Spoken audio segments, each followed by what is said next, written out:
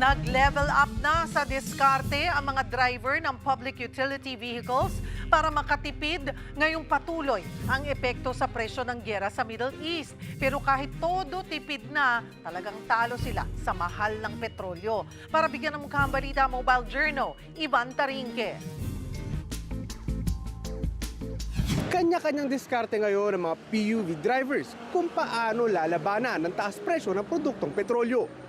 Araw-araw pumapasada bilang motorcycle taxi rider si Mang Jun. Kung dati walang preno ang kanyang arangkada, ngayon di na niya kaya. Pag walang pasahero, pinapatay muna niya ang makina para tipid sa gasolina. Pero kahit ano talagang diskarte, hindi pa rin umaabot ng 300 piso ang kanyang take-home pay sa maghapong pamamasada.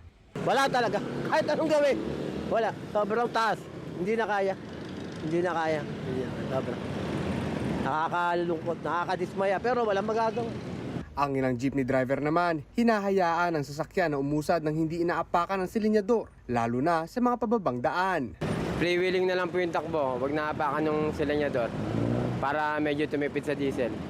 Pag pababa po, medyo naka-neutral na lang po kami. Ganun ginagawa ko. Ang tricycle driver naman na si Mang Eddie, sinisiguro na hindi sayang ang biyahe. Hindi lang one way ang pasada. Kailangan may maisakay din siya pabalik ng terminal para hindi lugi sa gasolina. Dapat sana talaga para hindi sayang yung gas sa mahal. Dam mo talaga yung mahal ng gasolina. Tulong kahit papano na mamamahagi na ng 5,000 pisong cash relief assistance ang DSWD simula bukas March 24 para sa mga TNVS drivers. Sa Miyerkules naman para sa mga PUJ, Huwebes hanggang Biyernes para sa mga delivery riders at sa Sabado naman para sa mga MC taxi riders. Pero sa ngayon, sa NCR muna.